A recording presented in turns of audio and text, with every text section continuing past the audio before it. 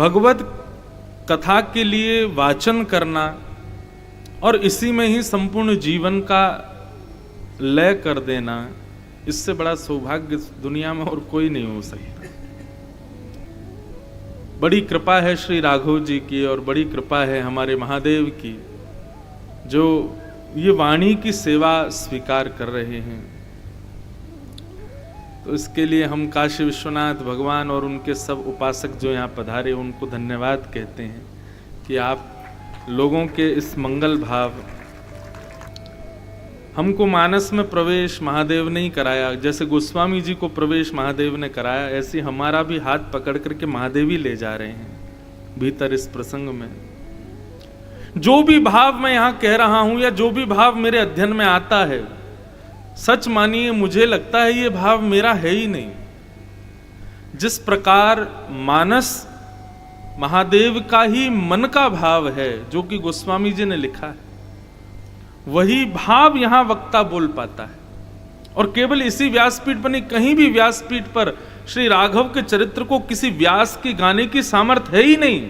उस व्यास की जिह्वा पर महादेव ही आकर के बैठते हैं और वही गवाते हैं, वो व्यक्ति नहीं गा सकता। तो आओ कथा क्रम में हम लोग प्रवेश करें। बंधु, महादेव का एक विशेषता है महादेव की। हम तो कुछ मिनट के लिए, कुछ समय के लिए भीगे, लेकिन महादेव तो सदा भीगते ही रहते हैं। वो भीगे देव हैं। ये जल चढ़ाना और 24 घंटे महादेव को स्नान कराते रहना, इसके पीछे शायद यह भी भाव है कि महादेव अपने ऊपर जल को दिखा करके ये बताते हैं वो सदा राम स्मरण में भीगे रहते हैं, सदा हरि स्मरण में भीगे रहते हैं। भीगे देव हैं महादेव। संयम एक प्रकार से दम का दूसरा नाम यदि कहें तो वह है संयम। संयम हृदय में आना बहुत आवश्यक है बंधुओं।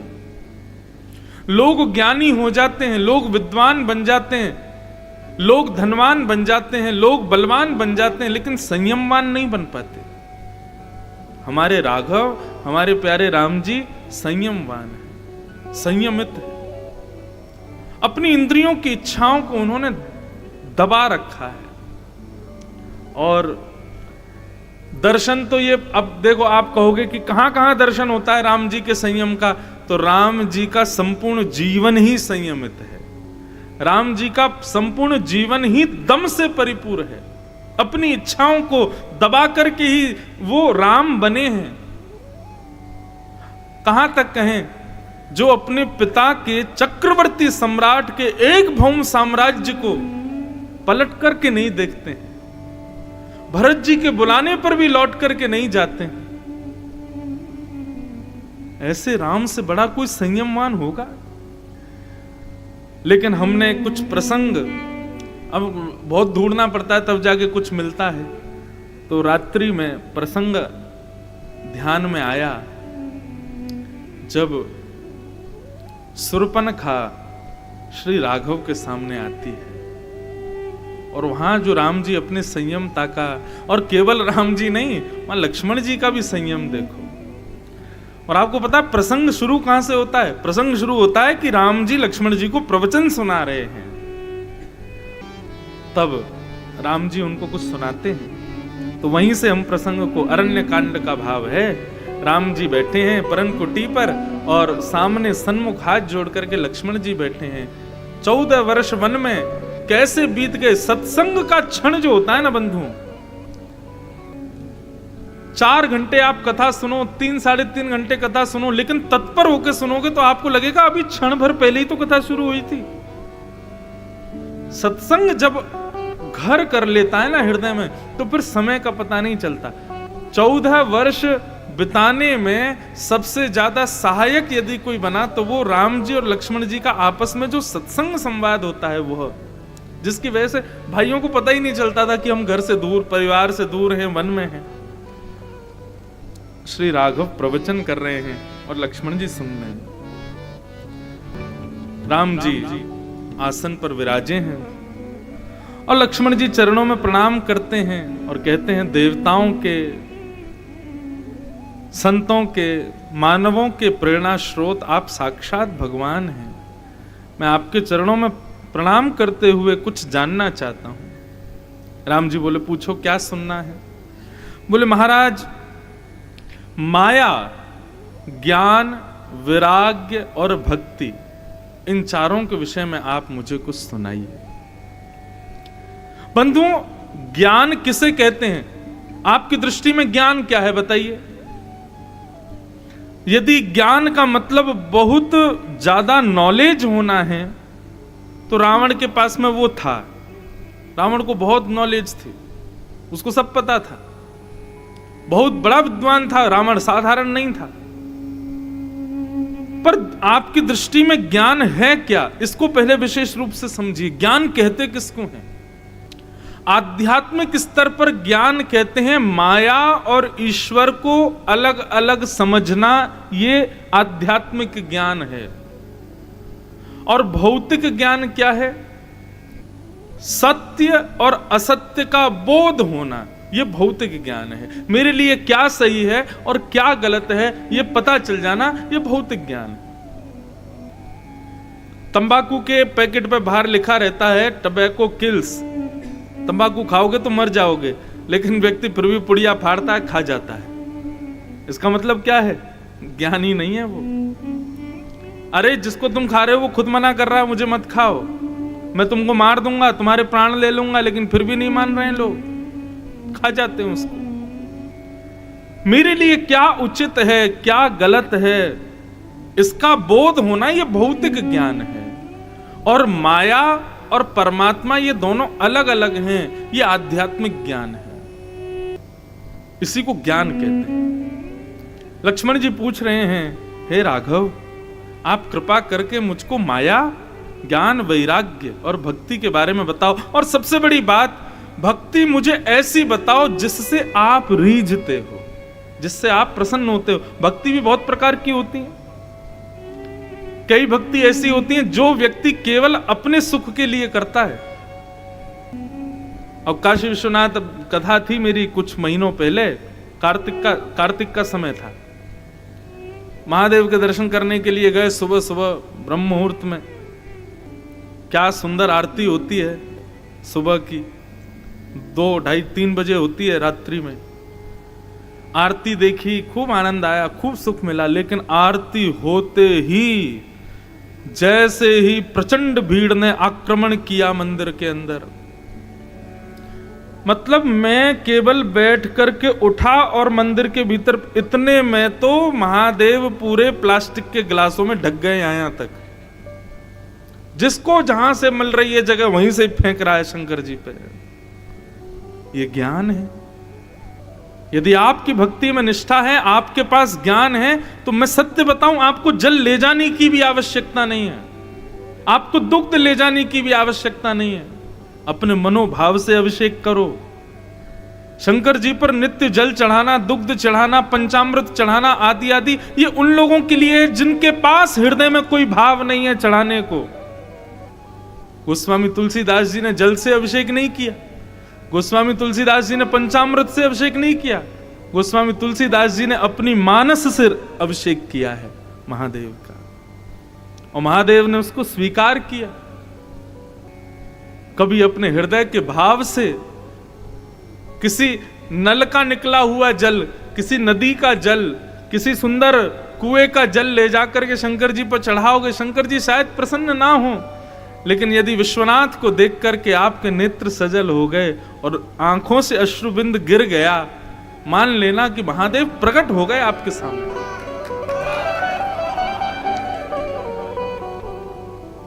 यह अभिषेक प्रिय है महादेव को। अपने मनोभाव से अभिषेक करो। अब यहां सोमनाथ में तो जल चढ़ाने की अनुमति ही नहीं है। वह सामने एक स्थान है, वहीं पर जल चढ़वा देते हैं और वो मोटर चला देते हैं, तो वो पीछे नंदी जी के मुख से, वो भी महादेव पे नहीं जाता है, बगल में ही जाता है। तो यहां कल जब मैं दर्शन करने गया तो पंडित जी ने जल चढ़वाया और पीछे से वो नंदी के मुख से आया, लेकिन महादेव पर नहीं गया, बगल में ही गया।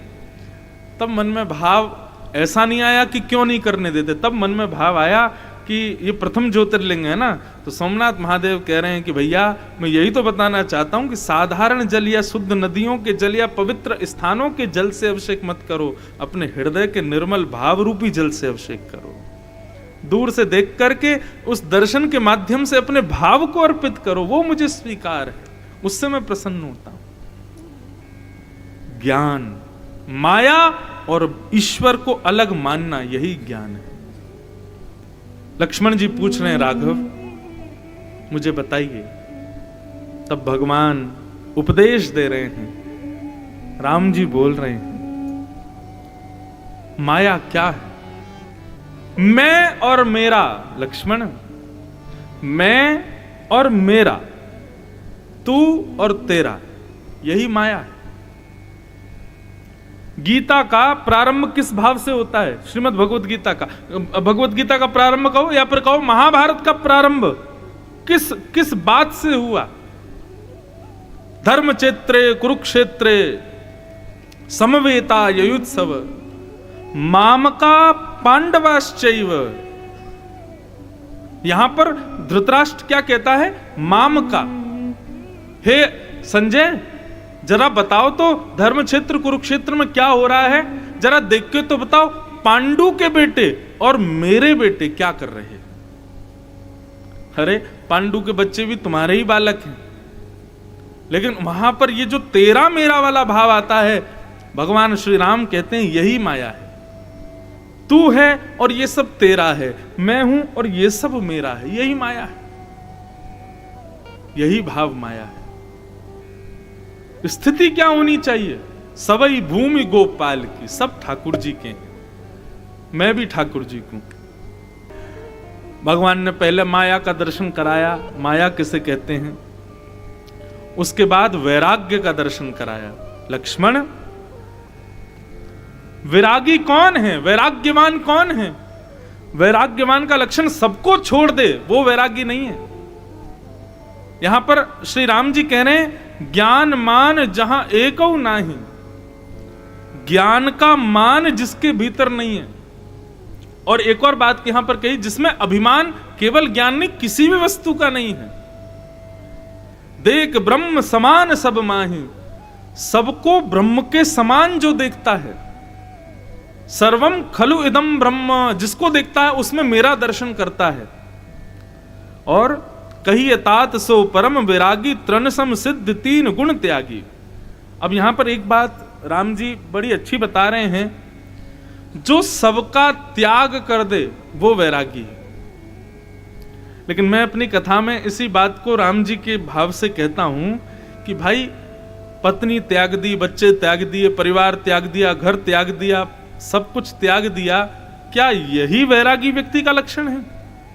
कई बार ऐसा होता है कि आप उसका शरीर से तो त्याग कर देते हो, लेकिन चित्त में सदा उसी का चिंतन बना रहता है, तो आप वैरागी नहीं हो, तो आप त्यागी नहीं हो।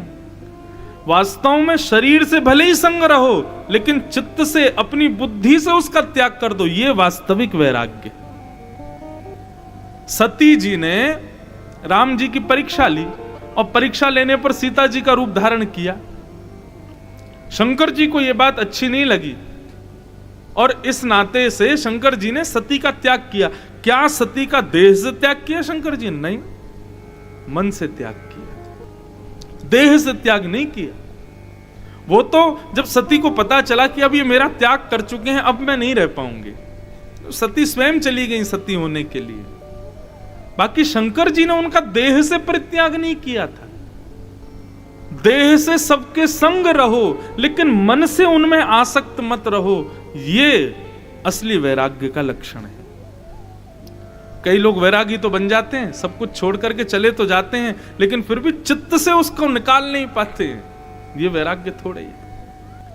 और हमारे सूरदास जी, जिनको हमारे ब्रज के तुलसीदास कह दो, वे तो कहते हैं भैया त्याग करना ही है तो एक चीज को करो, तजोरे मन हरि विमुखन को संग। पत्नी का संग मत छोड़ो, लेकिन पत्नी यदि हरि विमुख है त्यागो। मित्र का संग मत छोड़ो, लेकिन मित्र यदि हरि विमुख है तो छोड़ दो। अपने हृदय की निर्मलता को यदि आपको अनुभव करना है कि मेरा हृदय निर्मल हो रहा है, तो हरि विमुख लोगों का त्याग करो। भले ही उससे आपको करोड़ों का फायदा हो, लेकिन उसका त्याग करो। तो एक प्रकार से श्री राम जी कहना चाह रहे हैं, भैया जो मेरे विमुख हैं, ऐसों का जो त्याग कर देता है वही वैरागी है, वही त्याग की प्रतिमूर्ति है। फिर भक्ति का स्वभाव बताते हैं। हम अपनी मन इच्छा से, अपनी किसी परिकल्पना से हम ठाकुर जी की सेवा करते हैं, विश्वास मानिए वो भक्ति नहीं है।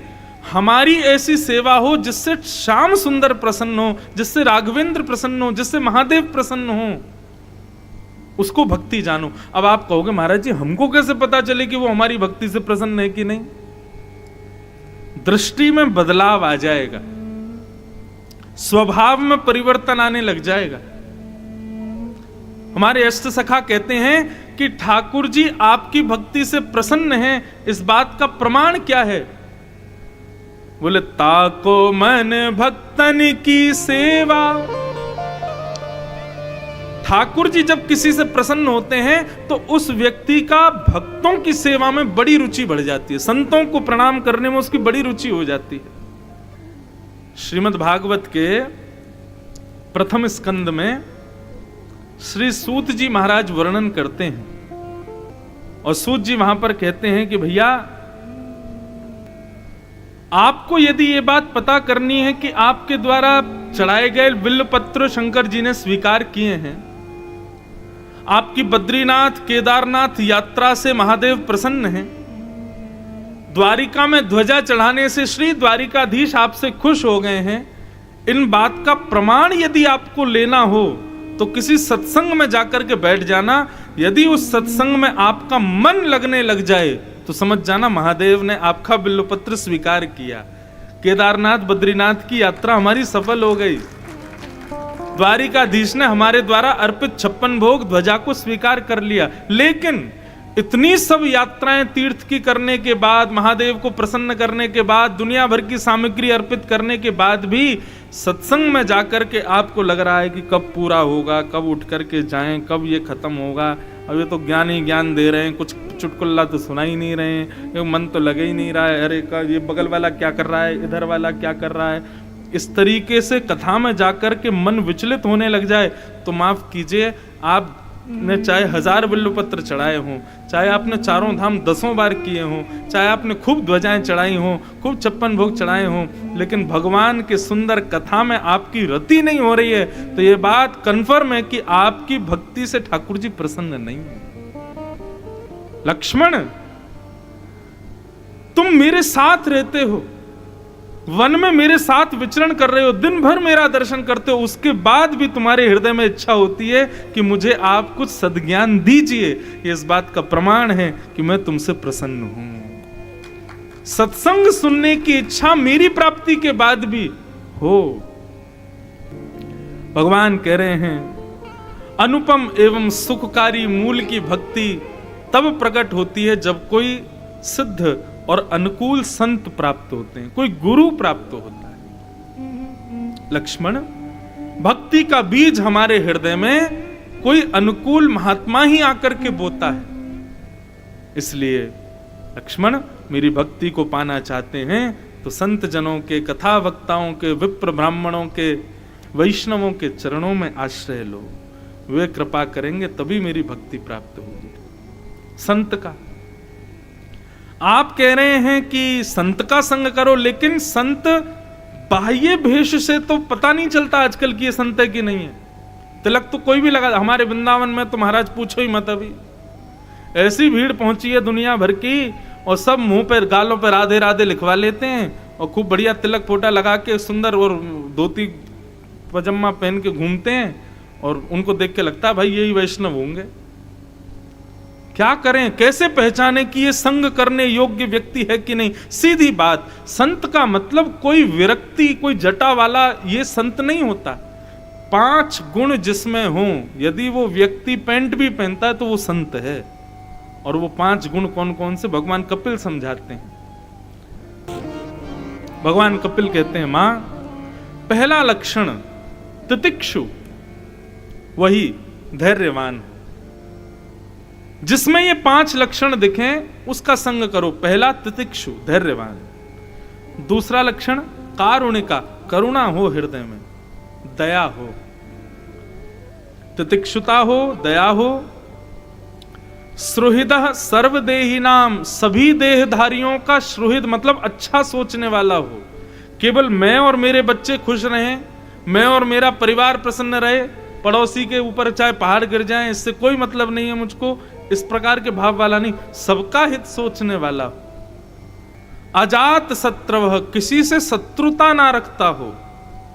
और शांता, अंतिम लक्षण मौन रहता हो, कम बोलता हो, बहुत चुप रहता हो। ये 5 लक्षण जिसमें हो उसका संग करना प्रारंभ करो। ये 5 लक्षण जिसमें हो वास्तव में संत वही है। यही संत का श्रृंगार है। जटाएं होना, पीले वस्त्र होना, तिलक त्रिपुंड होना, ये संत का भेष थोड़ा ही है। ये बाह्य भेष हो सकता, आंतरिक ये 5 लक्षण होने चाहिए।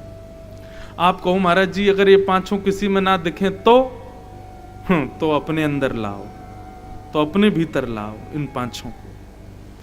इस प्रकार भगवान यहां पर लक्ष्मण जी को समझा रहे थे। इतने में ही शूर्पणखा आ गई, रावण की बहन। पंचवटी में जैसे ही दोनों युगल कुमारों को देखा, सुंदर स्वरूप राम जी का, लक्ष्मण जी का देख करके महाराज मोहित हो गई राम जी पर। राम जी के विषय में हमारे वाल्मीकि जी कहते हैं कि राम जी का स्वरूप कैसा है, तो मुझे वो श्लोक याद नहीं है, वो वाल्मीकि जी का श्लोक है। बोले कि राम जी को देख करके तुम उन पर मोहित हो गई, ये तो बहुत दूर की बात है। राम जी की दृष्टि यदि तुम पर पड़ गई तो तुम उन्हीं के ही हो जाओगे, फिर किसी और को देख नहीं पाओगे। ऐसी स्थिति है राम जी की। आपने राम जी को देखा तो प्रेम होगा, लेकिन राम जी ने कहीं आपको देख लिया और नजर से नजर मिल गई तो फिर घायल ही हो जाओगे। तो शूर्पणखा का कोई दोष तो था नहीं बेचारी का। शूर्पणखा ने तो देखा एक गौर वर्ण एक श्याम वर्ण, दोनों पंचवती के वनों में घूम रहे हैं। देख करके उसके मन में अभिलाषा हो गई, आहा इतने सुंदर पति मिल जाएं तो फिर कहना ही क्या। देखो अब यहां पर भी तर्की लोग प्रश्न कर सकते हैं कि महाराज जी शूर्पणखा प्रभु श्री राम को पति मानना चाहती है, और वहीं आप भागवत के कई प्रसंगों में और कई जगह संत महापुरुष कहते हैं कि ठाकुर जी से कोई भी संबंध बनाओ उसमें पाप थोड़ी है। तो बेचारी शूर्पणखा का क्या दोष था। देखो संबंध बनाने में दोष नहीं है, संबंध किस कारण से बनाया जा रहा है उसमें दोष है। शूर्पणखा राम जी को पति मानती है किस बात से रीच करके, रूप पर रीच करके, चलो ये भी ठीक है, लेकिन कारण क्या चाहती है। पीछे वासना है, पीछे काम है, और जहां काम तहां राम नहीं। जहां काम रहेगा वहां राम जी नहीं रहेंगे। और जब अज्ञान होता है हमारे हृदय में तब हम रूप पर मोहित होकर के आकर्षित होते हैं। माफ कीजिएगा, हमारे वृंदावन बिहारी लाल के केवल रूप देख करके आसक्त हो रहे हो और ये जानते नहीं कि उनका रूप किस भाव से, ज्ञान नहीं है, तो आप अपने उद्धार में वंचित रहोगे। रूप पर आसक्त होना, परंतु ज्ञान सहित आसक्त होना, तब आपके उद्धार का कारण बनेगा। नहीं तो शूर्पणखा जैसे नाक कान कटेंगे। रूप पर आसक्त हो गई, और आसक्त होकर के, चलो आसक्त हो गई, विवाह करने का मन आ गया, जहां तक भी ठीक है, फिर गलती क्या करी। जैसी थी वैसी नहीं गई। रुचिर रूप, ठाकुर जी लुभा जाएं, ठाकुर जी आसक्त हो जाएं, ऐसा रूप बना करके ठाकुर जी के पास गई है। ठाकुर जी के सन्मुख तो जैसे हो वैसे जाओ। यहां पर मेरा मंतव्य श्रृंगार से नहीं है, मेरा मंतव्य हृदय से है। हृदय चाहे हमारा काम से भरा है, क्रोध से भरा है, लोभ से भरा है, मोह से भरा है, जैसा भी है हमारा हृदय वैसे लेकर के जाओ। उस पर ज्यादा लीपा पोती करके मत जाओ, उसको छुपा करके मत जाओ ठाकुर जी के सामने। क्यों? वैद्य के सामने रोग को प्रकट करके जाओगे तभी चिकित्सा होगी, और वैद्य से छुपा करके जाओगे दूसरी दवाई मिल जाएगी, बल्कि रिएक्शन हो जाएगा और ज्यादा रोग बढ़ जाएगा। तो इसलिए वैद्य के सामने तो अपने रोग को प्रकट करके जाओ। ये महादेव वैद्य हैं, श्री कृष्ण वैद्य हैं, राम वैद्य हैं। वैद्य के सामने तो अपने अवगुण को केंद्र में लेकर के जाओ। नाथ, मैं दुनिया के सामने बहुत भोला बनता हूं, मैं दुनिया के सामने बहुत सीधा बनता हूं, दुनिया के सामने बहुत ज्ञानी बनता हूं, लेकिन मेरे अंदर सब आप जानते हो, बहुत कामी हूं, बहुत क्रोधी हूं। पड़ोसी मेरे को एक आंख नहीं सुहाता है, किसी को बढ़ता देख मेरे अंदर ईर्ष्या प्रकट होने लग जाती है, बहुत क्रोध है मेरे अंदर, पत्नी से बहुत लड़ता हूं, बच्चों पर बहुत गुस्सा करता हूं। नाथ, कभी कभी लोभ भी मेरे अंदर आ जाता है, दूसरे के धन को देख करके, दूसरे के वस्तु को देख करके इच्छा प्रकट होती है मेरे पास भी ऐसा हो। इन सब का हे नाथ चिकित्सा करो, मैं जैसा हूं मुझे ठीक करो। इस प्रकार से प्रार्थना करोगे, ठाकुर जी के सामने जाके अपने अवगुण बताओगे, तभी तो चिकित्सा होगी। लेकिन हम कैसे बन के जाते हैं? परम सुंदर, परम सुखद, अगल बगल वालों को भी दिखाते हैं हमसे बड़ो भक्त थोड़े ही है तू कहां का जल लेके आया? बोले हम तो टोंटी से, हम तो गंगोत्री से जल मंगाया शंकर जी पर चढ़ाने के लिए, वहां पर भी होड़ लगी है भक्ति में, हम तुझसे आगे। चिकित्सा कैसे होगी फिर आपकी? जैसे हो वैसे जाओ। सुरपनखा रूप बदल करके गई और मंद मंद मुस्कुराने लगी। राम जी भी उसको देख के मुस्कुरा गए, लक्ष्मण जी भी मुस्कुरा गए। तब समीप आकर के बोली, आपसे कुछ कहना है। राम जी बोले, बोलो। मुझे ऐसा लगता है आप जैसा सुंदर पुरुष और आप जैसे सुंदर पुरुष के लिए मुझ जैसी सुंदर नारी इस संसार में और कोई नहीं होगी। ये तुम्हारे बगल में जो बैठी है बड़कल वेश धारण करके, ना श्रृंगार है, ना आभूषण है, ना कुछ है, इसको छोड़ो, दोनों मिलकर के इसका काम तमाम कर देंगे। आप मेरे से ब्याह कर लो, बढ़िया महल मिलेगा, आदि आदि सब प्रलोभन राम जी को देने लग गई। देखो मानव स्वभाव क्या है, हमको ये स्वभाव ही तो देखना है यहां पर राम जी का। मानव स्वभाव क्या है? मानव जानता है कि ये सामने वाला जो मुझको प्रलोभन दे रहा है ये गलत है, लेकिन फिर भी इसका परिणाम अच्छा होगा, इसलिए वो उसके प्रति आसक्त हो जाता है, उस क्रिया को कर लेता है। बुरा मत मानिएगा, बुरा करने से पहले हम सबको पता होता है कि ये गलत है।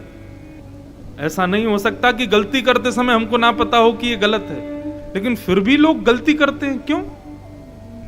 एक समय के लिए भूल जाते हैं कि भगवान नाम का कोई तत्व भी है, एक समय के लिए विस्मृति कर देते हैं, उनका मन बार बार संकेत करता है ये गलत है, ऐसा मत करो, लेकिन फिर भी वो कहते हैं अब जो होगी सो देखी जाएगी, कछु दिना को जीवन है, कर ले, कर देते हैं। लेकिन हमको राम जी से यही तो सीखना है। परम सुंदरी बनकर के आई है सुरपनखा, लेकिन राम जी ने उसकी ओर अपना चित्त जाने नहीं दिया। इसी को कहते हैं तीसरा लक्षण, और वो क्या है? धृति, क्षमा और दम। तीसरा लक्षण, अपनी इंद्रियों की इच्छाओं को पूरा ना करना, संयमित रहना। ये संयम नहीं हुए आ सकते। बोले क्षमा करो, हम एक पत्नी व्रती हैं, हमने इनसे ब्याह किया, जीवन भर इनके साथ रहने का ही हमारा संकल्प है, इसलिए हम आपसे ब्याह नहीं कर सकते। सुनो, वो दूर देखो शिला पर एक बैठे हैं। बोले हाँ, हमारा तो रंग फिर भी काला है, हम तो फिर भी सांवले हैं, ये भी इन्होंने ब्याह कर लिया हमसे जैसे तैसे, नहीं तो हमारा रंग तो कोई साफ है नहीं। वो देखो कितने गोरे चमक रहे हैं, बिल्कुल बढ़िया मणि की तरह। उनके संग जब तुम सभाओं में जाया करोगी, उनके संग जब रथ पर बैठ करके निकला करोगी, तो देखो सब केवल तुम्हारी प्रशंसा करें, उससे काम नहीं बनेगा ना। सभी कहेंगे अरे वाह सुरपनखा पति बहुत ढूंढ के लाई है, देखो क्या रंग है, क्या रूप है, क्या नैन नक्श है। लक्ष्मण जी कोई कम थोड़ी है, एक जैसे ही है राम लक्ष्मण, बस राम जी सांवले हैं, लक्ष्मण जी थोड़े गोरे हैं। बोले अकेली तुम्हारी प्रशंसा होगी यदि मुझसे ब्याह करोगी, लेकिन उनके साथ ब्याह करोगी तो सब जगह वाहवाही होगी, वाह सुरपनखा तुम सुंदर, तुम्हारे पति तुमसे भी सुंदर, तुम्हारा यश और बढ़ेगा। और सुनो, इनका तो ब्याह भी नहीं हुआ है। अच्छा, अब राम जी यहां क्या कर रहे हैं?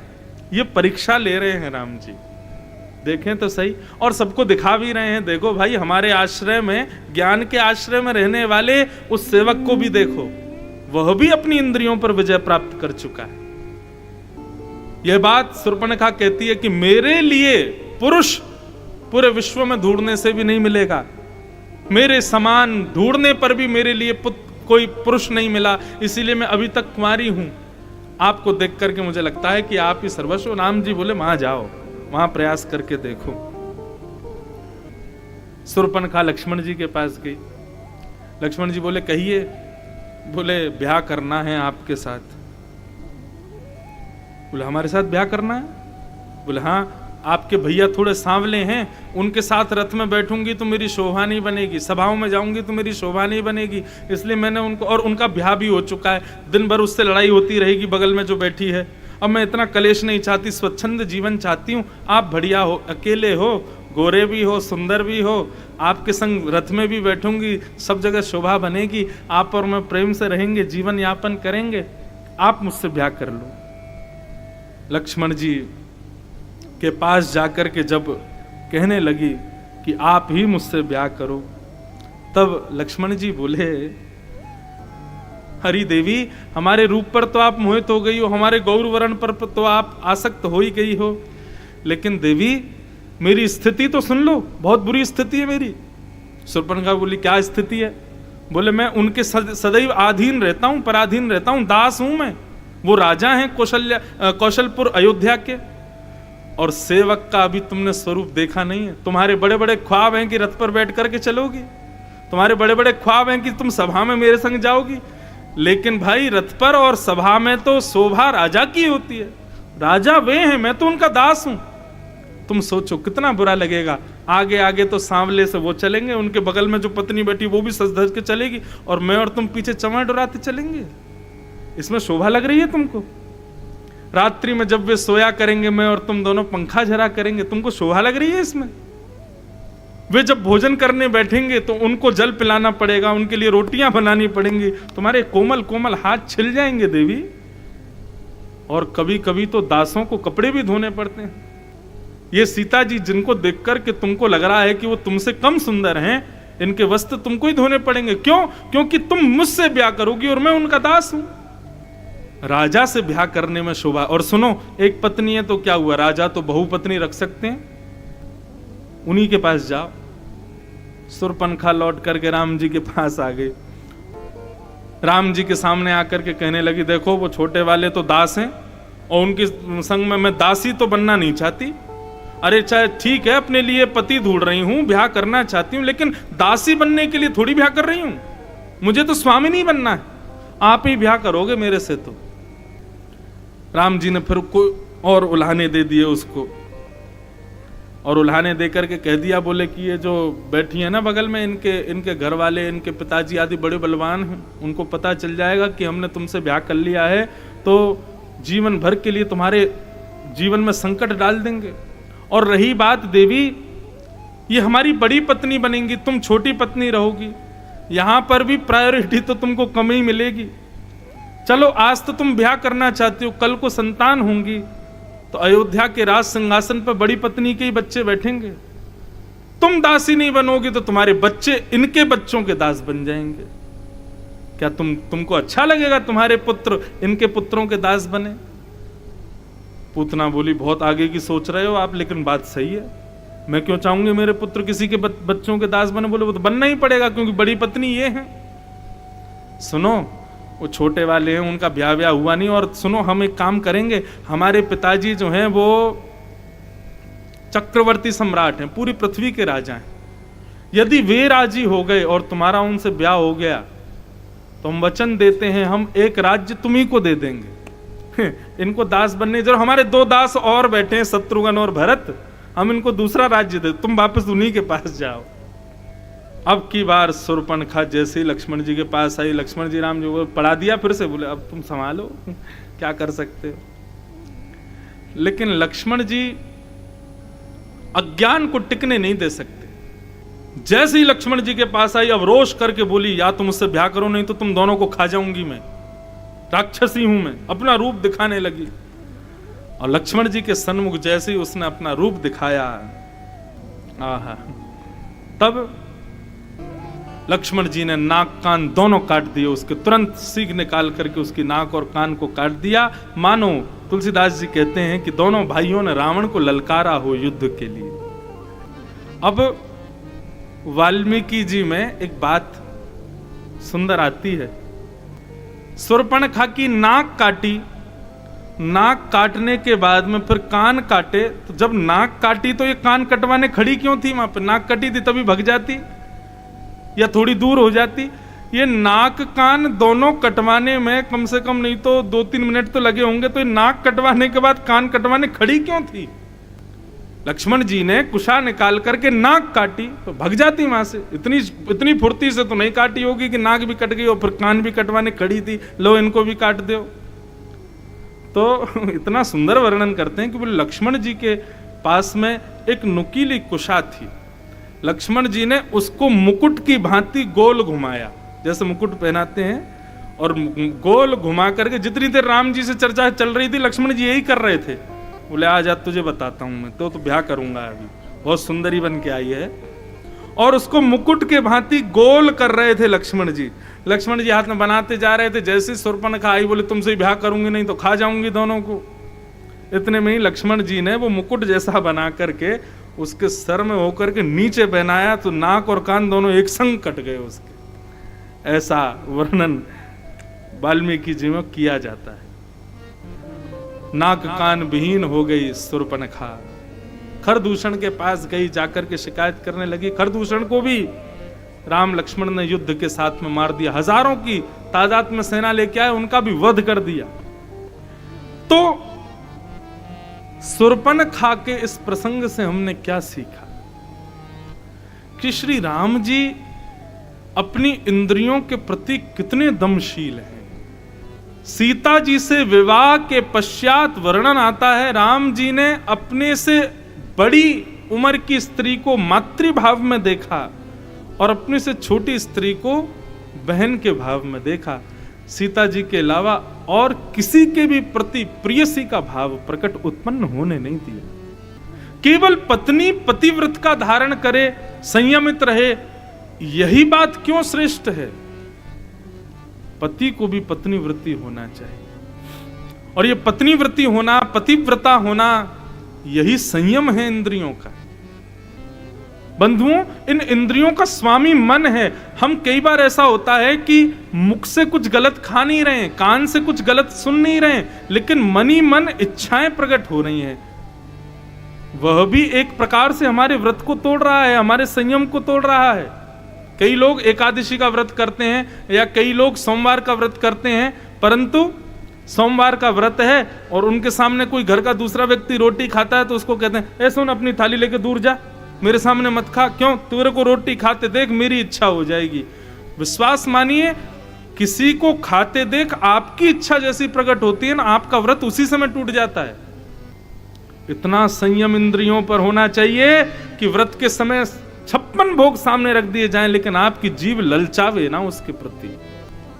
इसी को कहते हैं दम। तीसरी, सामने से ऑफर कर रही है, परम सुंदरी बनकर के आई है, लेकिन राम लक्ष्मण दोनों ने अस्वीकार कर दिया। और केवल ये तो एक बहाना था, कुछ कथा सुनानी थी दम के ऊपर, नहीं तो पूरा राम चरित्र ही संयमित है। राम जी जैसा संयम किसी के जीवन में नहीं है। राम जी से हमने ये संयम सीखा। बंधु, ये संयम लाओ। अच्छा, आप कहोगे महाराज जी कई बार हम करते नहीं स्थिति को, भोग सामने है लेकिन हम भोगते नहीं। इच्छा तो होती है, उसको कैसे दबाया जाए? उसी के लिए तो सत्संग है बंधु। अपना नित्य प्रति सत्संग का क्रम बनाओ। और आजकल तो इतनी सुविधा, सबके पास फोन है, किसी को भी लगाओ, लगा करके सुनते रहो। इसलिए भैया खूब सत्संग करो, मन अपना आप संयमित हो जाएगा। गोस्वामी जी कहते हैं कि मेरी कलम भरत लिख सकती है, मेरी कलम लक्ष्मण लिख सकती है, मेरी कलम राम जी से पूरी मानस को भर सकती है, लेकिन शत्रुघ्न जी की इतनी ऊंची स्थिति है कि मैं उसका वर्णन नहीं कर सकता। हमारी श्रीमद् भागवत में हमारी श्यामा जी राधा रानी का नाम नहीं है, राधा स्वच्छंद, राधा रानी को दर्शाता हो ऐसा कोई श्लोक नहीं है। क्यों? क्योंकि सुखदेव जी की स्थिति कहती है कि मैं श्री किशोरी जी का वर्णन कर नहीं सकता। वहीं से ये प्रसाद मुझे शत्रुघ्न जी के लिए मिला कि शत्रुघ्न जी का भाव और स्थिति उस स्तर की है कि गोस्वामी जी कहते हैं कि मैं सबको लिख सकता हूं। अब आप सोचो, भरत जी जैसा चरित्र गोस्वामी जी लिख देते हैं, लक्ष्मण जी के भावों को वर्णन कर देते हैं, जिन भावों में व्यक्ति डूब जाए तो कभी निकल ना पाए। तो सोचो शत्रुघ्न जी की स्थिति कितनी ऊंची होगी, जिसको गोस्वामी जी की कलम भी नहीं लिख पा रही है। ऐसे हैं श्री शत्रुघ्न जी महाराज। वाल्मीकि रामायण के एक टीकाकार हुए श्री गोविंद राज स्वामी जी महाराज, हमारी श्री रामानुज संप्रदाय के आचार्य हुए। बहुत ध्यान से सुनिएगा, बहुत स्थिर होकर के सुनिएगा, बहुत गंभीर प्रसंग है श्री शत्रुघ्न जी महाराज का। हमारी वाल्मीकि रामायण के टीकाकार हुए, उनका नाम था श्री गोविंद राज स्वामी जी। उन्होंने प्रयास किया है शत्रुघ्न जी के बारे में थोड़ा कुछ लिखने का, और उनकी वाणी में हम सुने शत्रुघ्न जी का चरित्र। 4 प्रकार के धर्म बताए हैं, सामान्य, विशेष, अति विशेष और विशिष्ट। ये 4 प्रकार के चारों भाइयों के धर्म हैं। उसमें प्रथम यानी कि सामान्य धर्म बताया गया है श्री राम जी का। अब आप धर्म के भाव से क्या समझ रहे हैं? हम आप लोग जो अपनी क्रियाओं में, कृत्यों में जो धर्म करते हैं, उन धर्मों का भाव यहां लिया जा रहा है। तो हम सामान्य भाव से जो हम सब भी कर सकते हैं, वो धर्म अपनाया श्री राम जी ने, क्योंकि राम जी का जो कर्तव्य है वो उपासित लोकाय, ताकि प्रत्येक मानव उसको कर सके। इसलिए राम जी सामान्य धर्म को चुन रहे हैं। पिताजी ने आज्ञा दी, 14 वर्ष राम वनवासु। 14 वर्ष के लिए राम जी वन में जाएंगे, बस। उसके बाद कोई तर्क नहीं, कोई वितर्क नहीं। पिताजी विकल हो रहे हैं, मां मूर्छित हो रही है, भाई रो रहे हैं, पूरी अयोध्या रो रही है। किसी को भी श्रेष्ठता ना देकर के केवल अपनी पिता की आज्ञा को सिरोधार्य मान करके राम जी निकल गए। सामान्य धर्म है। माता पिता की आज्ञा आजकल भी बच्चे मानते हैं, ऐसी राम जी ने भी मानी, बस उसके आगे किसी को नहीं माना, इसलिए वो धर्म बन गया। लेकिन वो सामान्य धर्म है, क्योंकि मर्यादा के आदर्श हैं राम जी, मानवता सिखा रहे हैं, इसलिए वो सामान्य धर्म में। घर छोड़ करके तुरंत वन की ओर प्रस्थान कर गए। ये सामान्य धर्म। अच्छा, सामान्य धर्म की स्थिति क्या होती है? लोक में ऐसी क्रिया करें जिससे परलोक मिले, उसको सामान्य धर्म कहते हैं। प्रातःकाल उठ के रघुनाथा मात पिता गुरु नावही माथा, ये करने से क्या मिलेगा? परलोक मिल जाएगा। माता पिता गुरु की आज्ञा को मान करके विनही विचार ना करते हुए भी उनकी आज्ञा का पालन करना, इससे क्या होगा? परलोक मिल जाएगा। तो सामान्य धर्म का यदि आप पालन करोगे तो लोक में किए गए सामान्य धर्म से आपको परलोक मिल जाएगा। ये राम जी से हम सीखते हैं। लेकिन अब आ जाओ थोड़े से ऊपर, तो राम जी से विशेष धर्म है श्री लक्ष्मण जी का। लक्ष्मण जी का धर्म कैसा है? विशेष धर्म। राम जी के धर्म में लोक भी प्रसन्न हो और लोक में की गई क्रिया से परलोक भी मिले, ये दिखता है। लेकिन लक्ष्मण जी को ना लोक की परवाह है और परलोक की तो बिल्कुल ही नहीं है। लोक क्या कहेगा, अयोध्या के लोग क्या कहेंगे, गुरु क्या कहेंगे, मां क्या कहेगी, पत्नी क्या कहेगी, बच्चे क्या कहेंगे, सारी जनता क्या कहेगी, मुझे इससे कोई मतलब नहीं है।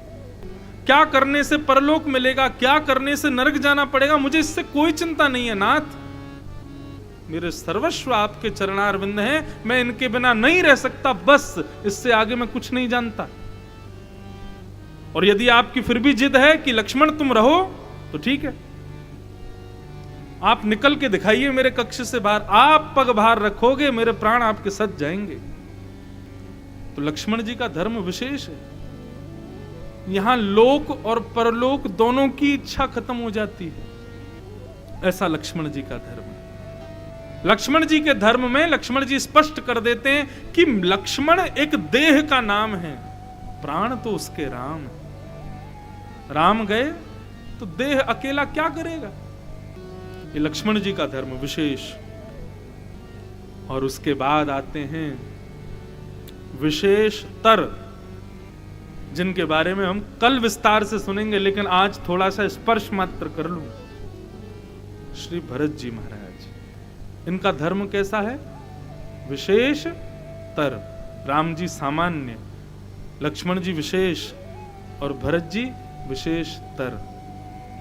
भरत जी को एक प्रकार से यदि कहा जाए तो जो भागवत सुनने वाले लोग हैं, जो स्थिति हमारी ब्रज की गोपियों की है, वो स्थिति श्री भरत जी की है, राम जी के प्रति। भरत जी उसी स्थिति में रहते हैं। तत् सुखे सुखित्वम, जिसमें मेरे स्वामी प्रसन्न उसमें मैं प्रसन्न। ये भरत जी की स्थिति। जब तक राम जी से नहीं मिले तब तक भरत जी सबसे लड़ गए।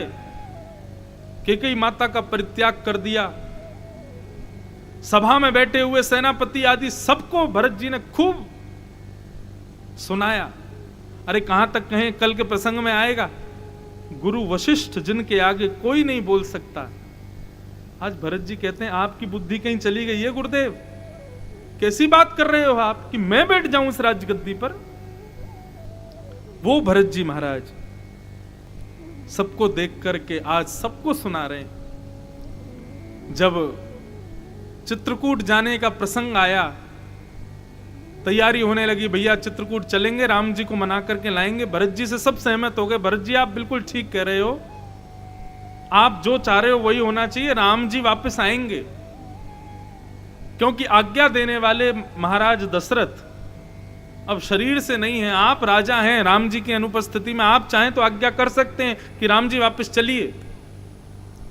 और भरत जी का तो यह संकल्प था कि मैं और शत्रुघ्न जाएंगे वन में, लक्ष्मण और राम जी वापस आए। जो भी जिस प्रकार से भरत जी चाहते थे सबको मना लिया। लेकर के जैसे ही पहुंचे हैं राम जी के पास, राम जी बोले अच्छा तो ठीक है, फिर एक काम करिए भैया, भरत जी की बात से कौन कौन सहमत है कि हमको वापस जाना चाहिए और भरत और शत्रुघ्न को वन में जाना चाहिए। भरत जी देखो, यदि एक भी व्यक्ति इससे राजी नहीं हुआ तो हम इस बात को स्वीकार नहीं करेंगे, हम वन में जाएंगे, सबकी रजामंदी हमको चाहिए। भरत जी ने सबसे पूछा, हाँ भाई कौन कौन राजी है इस बात से। सब संतों ने हाथ खड़े कर दिए, बोले हाँ हम सहमत हैं। अयोध्यावासी तो बैठे ही इसीलिए थे कि राम जी को वापस लेकर के चलो। जनक जी महाराज ने भी प्रस्ताव कर दिया, नहीं भरत जी बिल्कुल सही कह रहे हैं। भरत जी का एक स्वभाव है कि भरत जी सर्व हृदय सम्राट हैं। जिस सभा में जाते हैं, जिस गांव में जाते हैं, जिस नगर में जाते हैं, जिस स्थिति में जाते हैं, जाकर के वहां के सब लोगों के हृदय पर अपना राज कर लेते हैं। ये भरत जी का स्वभाव है। राम जी को लगा कि शायद हमारे संग इतने दिनों से बैठे हैं सीता जी लक्ष्मण जी, ये तो मेरे पक्ष में ही बोलेंगे। जब उनसे पूछा गया तो लक्ष्मण जी और सीता जी ने भी भरत जी का ही पक्ष विशेष बताया। बोले नहीं भरत जी बिल्कुल ठीक कह रहे हैं, हमको वापस चलना चाहिए, भरत जी की आज्ञा माननी चाहिए। तो राम जी के हृदय में आया कि भाई सब कह रहे हैं तो चलते हैं वापस। मन थोड़ा सा खिन्न तो हुआ कि अब रावण को कौन मारेगा, हनुमान जी से अभी मिलना है, आदि आदि बहुत लीलाएं होनी है, सब रखी रह जाएंगी। अब सब विपरीत होगा, अब वापस जाना पड़ेगा, पता नहीं कैसे संभव होगी आगे की लीला। तो जैसे ही राम जी उठे, राजी हुए, अयोध्यावासी नाचने लगे, संत महात्मा सब वेद स्तुति गाने लगे, सब लोग नृत्य करने लगे, आनंद मनाने लगे। बोले जय हो रघुवंशी राम की जय हो, भरत भैया की जय हो। मना लिया राम जी को वापस ले जाने के लिए, मानो समस्त अयोध्यावासियों के प्राण वापस आ गए हों। सब प्रसन्न थे, सबकी आंखें सजल थीं, लेकिन हमारे रघुनाथ जी के मुख पर प्रसन्नता नहीं थी, क्योंकि श्री राघव नेत्र बंद करके बैठे हैं और उनको नेत्रों के भीतर हनुमान जी का दर्शन हो रहा है, सबरी का दर्शन हो रहा है, जटायु का दर्शन हो रहा है, आदि आदि दंडकारण्य वन के सब संत, विभीषण आदि सब भक्तों की स्मृति राम जी को सता रही है। जैसा विचार किया था, जैसी पूरी रूपरेखा बनाई थी, अब उन भक्तों को दर्शन नहीं हो पाएगा। और राम जी कोई उनको दर्शन देने थोड़ी जा रहे हैं, ठाकुर जी तो भक्तों का दर्शन करने के लिए जा रहे थे। सब लोग आनंद चित्त हो गए, सब नाचने लगे, गाने लगे। लक्ष्मण जी तुरंत दौड़ करके गए, कुटिया में जाकर के सब सामग्री समेटने लगे, बोले चलो वापस जाने का समय आ गया, अब तो राम जी मान गए, चलो वापस। लेकिन रघुनाथ जी के मुखमंडल को भरत जी ने जब देखा, और भरत जी ने जैसे ही पाया कि श्री राघव के मुख पर शुष्कता है, मैं अपनी प्रसन्नता के लिए अपने स्वामी को रिझा लूं, अपने स्वामी को अपनी प्रसन्नता के लिए कर्तव्य युक्त कर दूं, ये मेरी भक्ति नहीं है। अगर मुझे प्रसन्न करने के लिए, अयोध्या वासियों को प्रसन्न करने के लिए, भक्तों के सुख के लिए मेरे स्वामी कष्ट में आ रहे हैं, तो मेरी भक्ति श्रेष्ठ नहीं है। तत्सुखे सुखित्वम, यही ब्रज की गोपियों की स्थिति थी। जब श्री कृष्ण ब्रज छोड़ करके मथुरा गए, तो मथुरा से वृंदावन इतना दूर है कि आप सुबह जाओ, शाम को लौट के आ जाओ। अब तो स्थिति ऐसी, दिन में 4 बार चले जाओ। लेकिन ऐसी स्थिति में भी गोपियां मथुरा जाती नहीं है। क्यों? क्योंकि हमारे कृष्ण को यदि मथुरा जाकर के सुख लग रहा है, यदि वो हमसे दूर जाके सुखी हैं, तो हम उनके पास जाके उनको कष्ट क्यों दें? हमारे स्वामी प्रसन्न रहे, हमें वही तो चाहिए। बड़ा प्रसिद्ध प्रसंग द्वारिका का आता है कि एक बार रुक्मणी आदि पटरानियों को दिखाने के लिए कि ब्रज की गोपियों का प्रेम कैसा, भगवान ने एक अभिनय किया, एक नाटक किया। बुखार चढ़ गया ठाकुर जी को, रुक्मणी जी ने वैद्य बुला दिए, लेकिन ठाकुर जी का बुखार दूर नहीं हो। तभी अश्वनी कुमार वैद्य देवताओं के आए और आकर के भगवान की नवज देख करके रुक्मणी जी से बोले इनको भक्त विरह का ज्वर चढ़ा है। रुक्मणी बोली भक्त विरह का ज्वर मतलब? बोले भक्त की याद में ज्वरशील हो गए द्वारिकाधीश। रुक्मणी जी बोली कैसे दूर होगा, कोई औषधि? बोले कोई औषधि नहीं, इसकी एक ही औषधि है, कोई नित्य भगवत स्मरण में रहने वाला कोई भक्त यदि अपने चरण की रज दे दे और द्वारिकाधीश के माथे से लगा दी जाए, मुख में डाल दी जाए, तो द्वारिकाधीश स्वस्थ हो जाएंगे। रुक्मणी जी ने नारद जी को बुलाया, बोले नारद जी आप नित्य भगवान का नाम गाते हो, आपसे ज्यादा भगवान नाम गाने वाला कोई नहीं है। द्वारिकाधीश को बुखार चढ़ा हुआ है और अश्वनी कुमार वैद्य कहते हैं भक्त की चरण रस से ठीक होंगे द्वारिकाधीश, लाओ अपनी चरण रस दे दो। नारद जी बोले वीणा रख लीजिए और आज के बाद भजन नहीं करूंगा, ये भी स्वीकार कर लूंगा, लेकिन अपनी चरण रज नहीं दूंगा। कैसी बात कर रही है मां आप? मैं निरंतर भगवत स्मरण इसलिए थोड़ी करता हूं कि एक दिन आने पर मैं अपनी चरण रज भगवान को दूं। मुझे नरक जाना है। अरे नरक से भी बुरी गति मिलती है यदि भगवान की ओर कमर कर दी जाए, और आप कह रही हो चरण रज दे दूं मैं? आप दे दो ना, आप तो हमेशा द्वारिकाधीश के संग ही रहती हो, आप दे दो। अरे तुम कैसी बात करते हो, मैं उनकी भक्त तो हूं लेकिन पत्नी भी तो हूं, पतिव्रता धर्म भी तो है, मैं नहीं दे सकती। नारद तुम तो बहुत भक्तों को जानते होंगे, किसी को मना फुसला करके उसकी चरण रज लिया। नारद जी बोले दुनिया में ब्रह्मांड में कोई भक्त अपनी चरण रज ठाकुर जी को नहीं दे सकता, भक्त का बात का फिर? रुक्मणी जी बोली ज्वर में भी तो नहीं देख सकते द्वारिकाधीश को, ऐसी पीड़ा में भी तो नहीं देख सकते, नारद कुछ करो। नारद जी सब भक्तों के पास गए लेकिन किसी ने भी चरण रज नहीं दी। सब बोले नारद दोबारा आ मत जाना, अरे हमको नरक जाना है क्या? तुमको पता है कितनी बुरी गति होगी हमारी? नारद जी सब जगह घूमते घूमते पहुंच गए वृंदावन। यमुना के तट पर बैठे थे चिंतातुर, तभी कुछ गोपियों का आगमन हुआ। गोपियों ने पूछा नारद कैसे हो, और तुम तो द्वारिका जाते रहते हो, हमारो लाला कैसो है ये बताओ, हमारो कन्हैया कैसो है? नारद जी बोले ज्वर में तप रहे हैं, 4 दिन से द्वारिकाधीश को बुखार चढ़ा है, लाल वर्ण का मुख हो गया है द्वारिकाधीश का ज्वर के कारण। अरे हमारे लाला है बुखार आ गो, किसी वैद्य को नहीं दिखाया, कोई ने नजर उतारी कि ना उतारी? बोले सब कर लिया गोपियों, उनका ज्वर दूर नहीं हो रहा। वैद्य ने भी ऐसी औषधि बताई है कि तीनों लोकों में घूम लिया, मुझे वो औषधि नहीं मिल रही। गोपी बोली ऐसी कौन सी औषधि है? बोले रहने दीजिए, क्या करेंगी सुनकर के, मिलनी तो है नहीं, बार बार चिंतन करके क्यों हम अपने स्थिति को और बिगाड़ें। गोपी बोली अरे नेक बता तो सही भैया, कहीं हमारे वृंदावन मिल गई तो। नारद जी बोले निरंतर कृष्ण स्मरण में रहने वाला कोई भक्त यदि अपनी चरण की रज दे दे और वो रज ले जाकर के द्वारिकाधीश के माथे से लगा दी जाए, मुख में छोड़ दी जाए, 12 अंगों पर लगा दी जाए, तो द्वारिकाधीश का ज्वर दूर हो जाएगा। जैसे ये बात सुनी कि द्वारिकाधीश को भक्त चरण रज से ज्वर दूर होगा, गोपियों ने कोई विचार ही नहीं किया, तुरंत यमुना जी में जाकर के अपने चरण गीले किए, बाहर आकर के वहां की बालुका में अपने चरणों को लौटाने लगी, अपने अपने साड़ी के एक भाग को फाड़ करके नीचे बिछा दिया, अपने पैरों को घिस घिस करके अपनी रज को उसमें भरने लगी, पोटलियां बना करके सबने इकट्ठी करके नारद जी को खूब सारी पोटलियां भर भर के दे दी। बोले नारद विलंब मत करो, अभी जाओ, द्वारिकाधीश के कष्ट को हम देख नहीं पा रही हैं, जल्दी जाकर के उनके माथे से लगा देना, मुख में धर देना, और सुनो रज बच जाए रुक्मणी को दे देना, जब कभी द्वारिकाधीश को नजर लगे, खांसी हो, जुकाम है, चाहे बुखार आ जाए, आगे भी हमारी रज लगा दिया करना। नारद जी बोले मेरे हाथ कांप रहे हैं आपकी रज ले जाने में, आपको पता है आपको कौन सी गति मिलेगी? भगवान को चरण दिखाना महापाप, अपनी चरण रज दे रही हो आप, नरक में भी स्थान नहीं मिलेगा गोपियों इस महापाप के बदले।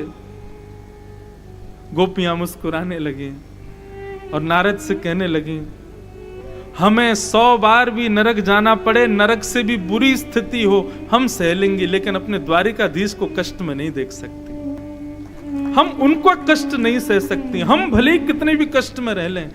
ठीक यही स्थिति है श्री भरत जी महाराज की, मेरे स्वामी को कष्ट ना हो, जिससे ठाकुर जी प्रसन्न हो, हमारी ऐसी क्रिया। भरत जी महाराज बोले नाथ अभी रुकिए यहीं पर, सब स्तब्ध हो गए, नाचने गाने लगे थे। भरत जी महाराज बोले यदि आपको अयोध्या ले जाने पर आपके चेहरे पर यह शुष्कता आ रही है तो नाथ मत जाइए, आप रहिए 14 वर्ष वन में, मेरा ऐसा दासत्व नहीं कि मैं अपने स्वामी को कष्ट दूं, मैं अपने राम को पीड़ा दूं, मुझे वो बिल्कुल सुख नहीं देगा। नाथ आप वन में ही विराजिएगा, लेकिन मेरी स्थिति ऐसी है राघव कि आपको देखे बगैर एक क्षण भी मेरा 3 युगों के समान बीतेगा, लेकिन मैं सहूंगा, आपको देखे बगैर मैं एक एक क्षण बिताऊंगा, 14 वर्ष बिताऊंगा, लेकिन 14 वर्ष के एक दिन भी ज्यादा हुआ तो भरत आपको जीवित नहीं मिलेगा, आप जाइए नाथ। वन केकई ने नहीं भेजा है राम जी को, वन दशरथ जी ने नहीं भेजा है, वन मंथरा ने नहीं भेजा है, वास्तव में वन तो श्री भरत जी ने ही भेजा है राम जी। आपको यदि वन जाने में सुख है तो नाथ आप जाओ, नहीं तो भरत जी अपनी पे आ जाते तो राम जी की स्थिति नहीं थी कि वो वन चले जाएं। ठीक यही स्थिति हमारे ब्रज की, यदि गोपियां कह देती कन्हैया वृंदावन से एक पग बाहर मत रखना, तो हमारे द्वारिकाधीश जो आज ये द्वारिकाधीश बने बैठे हैं, इनकी स्थिति नहीं थी कि वृंदावन छोड़ के आ जाते। मैं तो अपनी कथा में कहा करता हूं, हम ब्रजवासियों ने तो अपने हृदय के टुकड़े श्री कृष्ण को, अपने हृदय स्वरूप श्री कृष्ण को दान किया है, पूरे विश्व को दिया है, पूरे विश्व को। नहीं तो ब्रजवासी अपनी पर आ जाते तो श्री कृष्ण कभी नहीं जा सकते थे। हमारे ब्रजवासियों के ही एक अंश हैं श्री भरत जी महाराज अयोध्या में। तो भरत जी का धर्म कौन सा है? विशेष तर। राम जी सामान्य, लक्ष्मण जी विशेष और भरत जी विशेष तर। लक्ष्मण जी के धर्म का नाम क्या है? लक्ष्मण जी का धर्म है सेवा धर्म, राम जी का सामान्य धर्म, लक्ष्मण जी का सेवा धर्म, और श्री भरत जी का है प्रेम धर्म, प्रेम धर्म प्रधान। और अब आते हैं इन धर्मों में भी अग्रगण्य विशेषतर अति विशिष्टतम धर्म जिनका है श्री शत्रुघ्न जी महाराज। शत्रुघ्न जी का धर्म कैसा है? विशेषतर। गोस्वामी तुलसीदास जी ने सब जगह वंदन किया चरण कमलों को। श्री राम जी के चरण कमलों को प्रणाम, भरत जी के चरण कमलों को प्रणाम, लक्ष्मण जी के चरण कमलों को प्रणाम, श्री जानकी जननी श्री किशोरी जी के चरणों को प्रणाम, हनुमान जी के चरणों को प्रणाम। लेकिन जिस प्रकार हमारे वृंदावन में उद्धव आकर के कहते हैं कि मैं गोपियों के चरणों को प्रणाम नहीं कर सकता, आशा महो चरण रेणुज श्याम हम श्याम, हे विधाता मैं इन गोपियों के चरणों को प्रणाम नहीं कर सकता, इसलिए कृपा करके मुझे छोटा सा पौधा वृंदावन का बना दीजिए। विधाता बोले पौधा क्यों बनना है, पेड़ बना देंगे। बोले नहीं नहीं पेड़ नहीं, पौधा ही बनाना।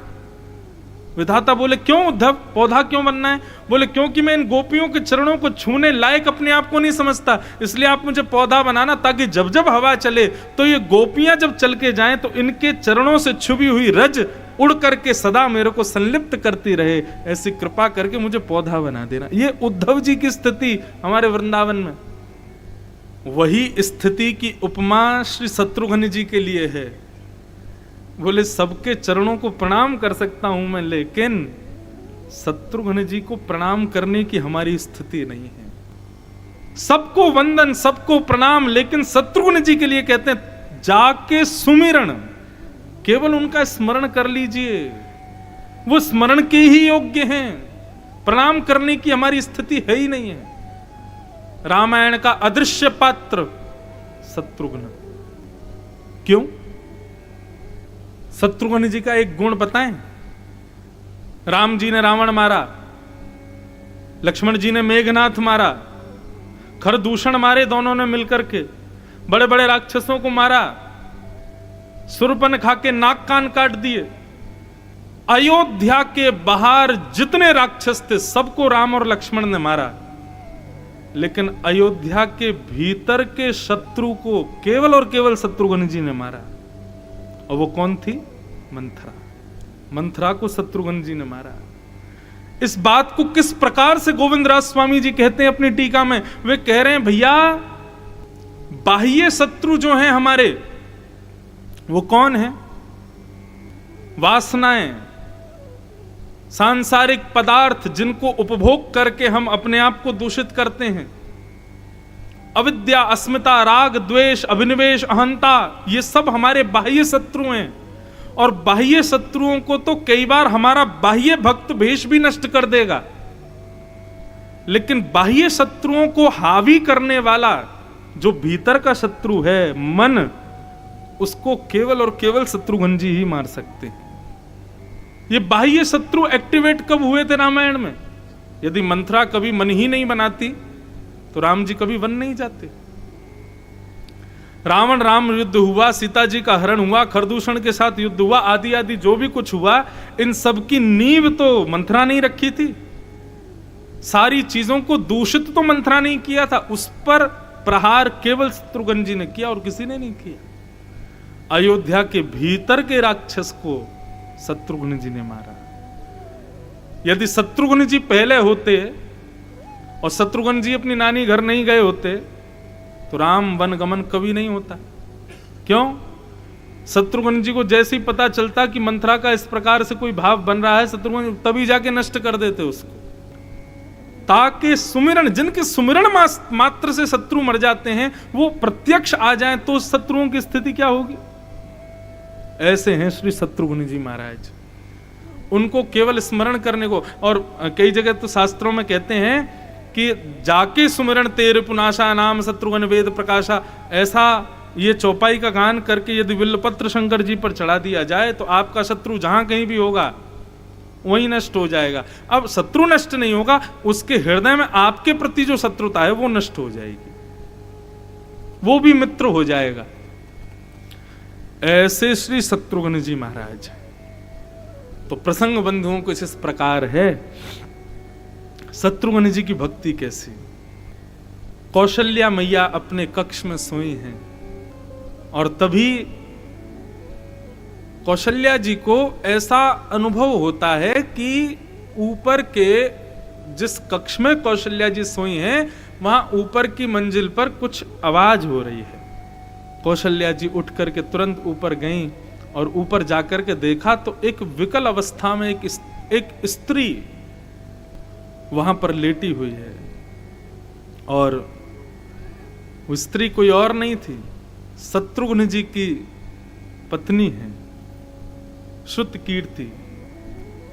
कौशल्या जी ने जाकर के कहा, बिटिया अर्धरात्रि का समय है, तुम यहां ऊपर छत पर क्या कर रही हो, और ये तुम्हारा भेष कैसा बना हुआ है, इतना रुदन क्यों कर रही हो, क्या हुआ, और शत्रुघ्न कहां है? तब शत्रुघ्न जी की पत्नी कहती है, मां आप अभी की स्थिति पूछ रही हो, पर मैं आपको यदि सत्य बताऊं तो जब से राम जी गए हैं तब से मैंने शत्रुघ्न जी को देखा ही नहीं, मैंने नेत्र भर के भी उनको नहीं निहारा है। क्यों? शत्रुघ्न जी की स्थिति क्या है? बड़े भाई अपने पिता की आज्ञा का पालन करने वन में चले गए, छोटे भाई अपने धर्म का निर्वहन करने के लिए बड़े भैया के साथ चले गए, और बड़े भैया छोटे भैया दोनों के वन में जाने के विरह में भरत जी महाराज नंदीग्राम चले गए, और तीनों ने अपने लोक धर्म का भार दे दिया शत्रुघ्न जी को। भरत जी महाराज नंदीग्राम में जाकर के रहने लगे, आश्रम बना करके, वहीं बैठ करके पादुकाओं को ही श्री राम जानकी जी का स्वरूप मान करके पूजा करते हैं, और जहां भरत जी बैठे हैं वहीं दूर किसी कोने में छुप करके शत्रुघ्न जी महाराज भरत जी को निहारते रहते हैं। शत्रुघ्न जी की भक्ति कौन से स्तर की है? जो श्रीमद् भागवत में वृत्रासुर की स्तुति है। वृत्रासुर भगवान से क्या कहता है, मुझे आपका दास नहीं बनना, तो भगवान बोले मेरा दास नहीं बनना, तो बोले दासानुदासो भवतास्मि भूय,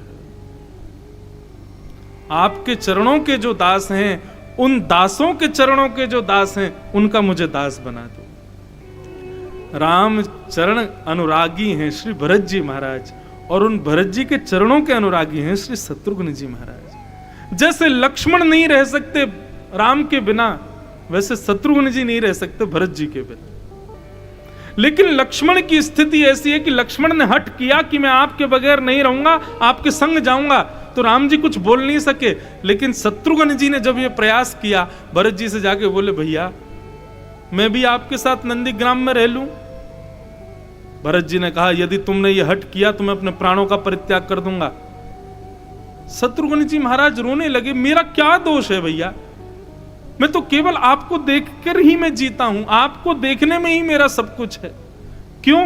क्योंकि आप श्याम वर्ण हो, इसलिए राम जी आप में दिखते हैं, और आपका स्वभाव लक्ष्मण जैसी भक्ति का, इसलिए लखन भैया दिखते हैं, और भरत तो आप हुई, तीनों भाई मुझे आप में ही दिखते हैं भैया। तब भरत जी ने कहा, ठीक है 24 घंटे में केवल एक बार तुम आ सकते हो, लेकिन मेरा स्पर्श मत करना, दूर से ही मुझे देखना बस। और रही बात तुमको करना क्या है, तो राम जी, लक्ष्मण जी और भरत तीनों का जो कर्तव्य अयोध्या में होना चाहिए, उसका निर्वहन, उसकी रक्षा तुम करो। शत्रुघ्न जी की स्थिति। और अयोध्या में क्या करते हैं? रात भर भरत जी का स्मरण करते हैं, रात भर राम लक्ष्मण भैया का स्मरण करते हैं, पूरी रात बिलक बिलक करके रोते हैं, लेकिन अपने रुदन को सुबह खूब पहुंचते हैं, अपना ऐसा अद्भुत श्रृंगार करते हैं मानो मुझे देख करके किसी को रोना ना आ जाए, मुझे देख करके किसी को ये ना लगे दुखी है, क्योंकि मैं ही दुखी रहूंगा तो सब दुखी हो जाएंगे। इसको कहते हैं अंतर्निष्ठ अवस्था। हम लोगों की स्थिति ऐसी, हमें किसी बात से यदि कष्ट है तो हमारे कष्ट हमारे मुख पे आ जाता है, लेकिन शत्रुघ्न जी की स्थिति ऐसी कि वे अपने कष्ट को होते हुए भी मुख पर आने नहीं देते। क्यों? क्योंकि मुझे सबको बचाना है, मुझे सबकी रक्षा करनी है, मुझे तीनों भाइयों के धर्म का निर्वहन करना है।